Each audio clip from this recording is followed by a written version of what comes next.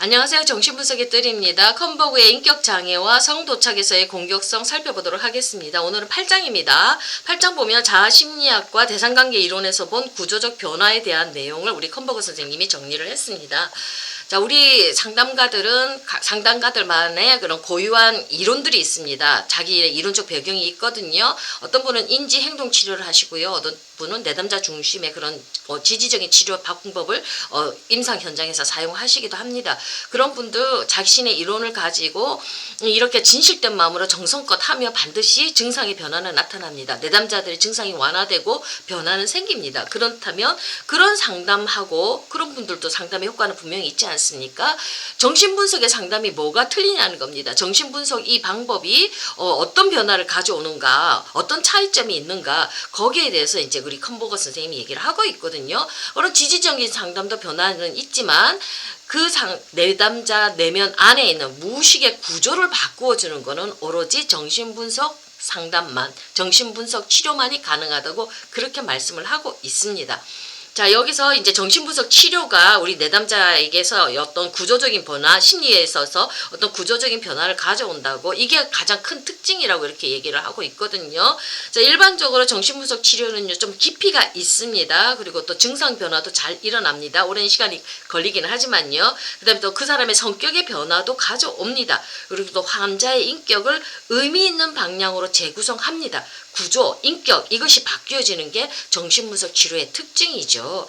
자, 이 구조라는 거는 우리 그 증상이 막 사람들마다 우울증이라든지 공황장애라든지 증상이 있지 않습니까? 이 증상이 나타나는 거에서는 무의식의 어떤 질병이 있다는 거, 무의식의 어떤 문제가 있으니까 이렇게 증상이 올라온다고 얘기를 하거든요. 이런 증상 형성의 근저에 있는 이 무의식적인 심리 내적 갈등을 수정하는 거는 정신분석 치료만이 가능하다고 이렇게 얘기를 하고 있습니다. 자, 보통 이런 그 구조적인 변화라는 것은요, 우리 내면에 충동이 있죠. 내가 원하는 대로 뭔가 욕망대로 하고 싶은 충동이 있습니다. 근데 그게 초자가 있으니까 마음대로 못하게 하지요. 마음대로 못하게 하니까 살려고 어떡합니까? 방어를 막 치지요. 그러니까 충동과 방어 이 사이에서 갈등이 막 생기지 않습니까? 억압하기도 하고 여러 가지 방어 구조 속에서 너무 많이 억압하면 심리 내적으로 문제가 생겨서 이렇게 증상들이 올라오잖아요. 그러니까 이런 구조적인 변화라는 것은 이런 충동 방어 형태의 의미 있는 변화가 발생하는 겁니다.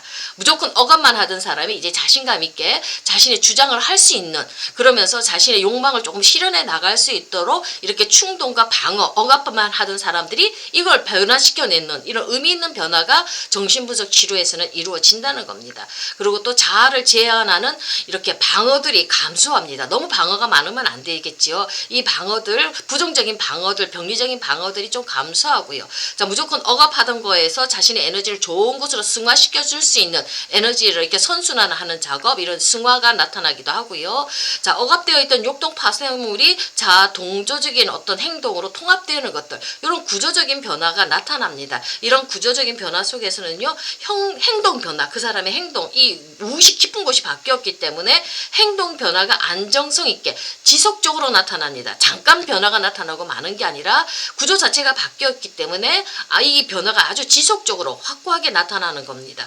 그러니까 이런 구조적인 변화가 일어나는 건 굉장히 의미가 있지요. 물론 정신분석 치료가 조금 기간이 오래 걸리긴 하지만 깊은 곳을 이렇게 다루기 때문에 그 원인도 알아낼 수가 있고요. 그 원인에 따른 치료 방법을 하면서 전이가 올라오면서 그 전이를 통해서 치료를 하지 않습니까? 그 사람이 의미 있는 지속적인 변화들이 이 속에서 구조가 바뀌기 때문에 나타난다고 이렇게 얘기를 하고 있습니다. 근데 여기는 기본적으로 우리 정신분석 치료에서 하는 치료 효과고요. 자, 근데 여기서 한 걸음 더 나아가서 이 컨버그 선생님은 기본 그 자아심리학에다가 대상관계 이론을 같이 이렇게 복합했지요. 같이 썼습니다. 대상관계 이론을 끌고 와서 아주 심리적으로 깊은 문제를 가지고 있는 경계선 환자들을 치료했지요. 그러니까 대상관계 이론이 이분의 이론에는 녹아져 있습니다. 이분은 또 뭐라고 얘기하냐면 기존의 정신분석 그 이론에서도 그런 변화가 나타나지만 그 안에 좀 더 포함된 내재화된 자기 표상과 대상 표상의 변화가 나타난다고 얘기를 합니다.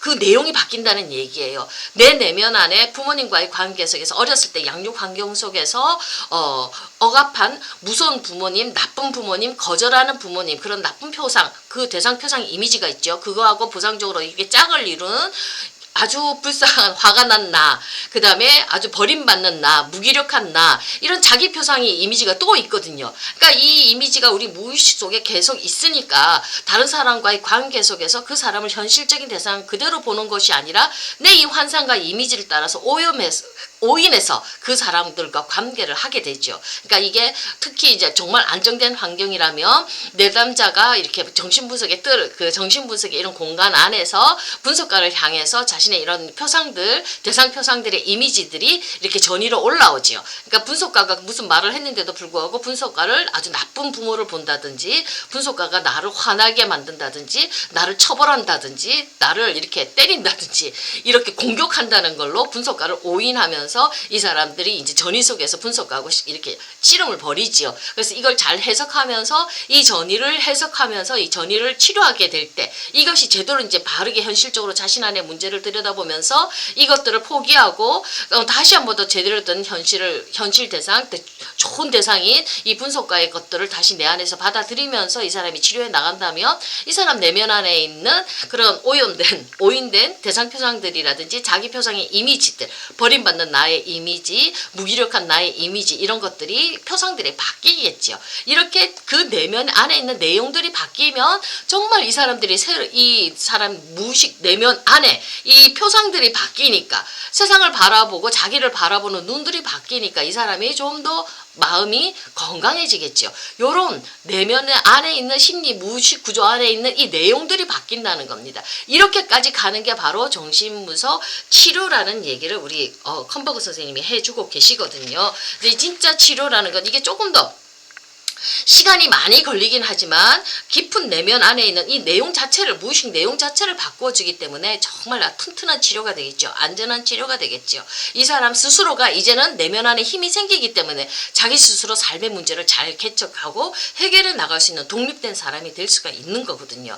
그러니까 누구 계속 지지적인 상담을 받아서 자꾸 상담가한테 의존만 하게 되고 상담가의 해석, 상담가의 지지만 의존하게 되면 병리적인 관계가 되지 않습니까? 그렇게 하지 않고 상담가로부터 또 독립을 해야 되죠. 자기만의 힘을 가지고 세상을 살아나가야 되는 거니까 단순한 지지적인 상담만 하지 않고 그 사람의 내면 깊은 곳을 바라보면서 그 사람이 직면하면서 대면하면서 그 고통과 아픔을 느끼면서 자기 스스로 내부 안에서 이 해방을 가져오게 하는 게 바로 정신분석 치료라고 이런 얘기를 우리 컨버그 선생님이 하고 있습니다. 자, 여기서 중요한 건 뭐냐면요.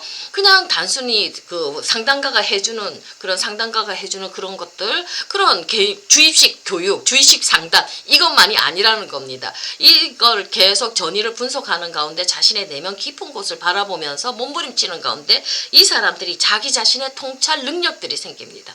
내 안에서 나 자신을 바라보는, 내 모습을 바라보는 자기 자신을 통찰하는 능력, 자기 자신을 해석하고 의미를 가져다주는 자기 주도적인 이런 능력들이 생긴다는 겁니다. 이렇게 자기를 해석하고 자기의 모습을 통찰하고 반성하고 새롭게 해나가는 이런 것들이 진정한 변하지 않겠습니까? 요거까지 상담가가 그냥 해주는 그런 주입식 그런 해석이라든지 의미를 받아들이는 것이 아니라 스스로가 자기의 내면을 바라보면서 자기 자신을 통찰하고 의미를 주면서 고쳐나갈 수 있는 자기 자신의 힘을 가질 수 있는 그런 존재로 만들어주는 게 바로 이게 바로 정신분석 치료의 핵심이라고. 이걸 통해서 이제 정신분석은 그 사람의 진정한 구조적 변화를 만들어낸다고 이렇게 얘기를 하고 있습니다.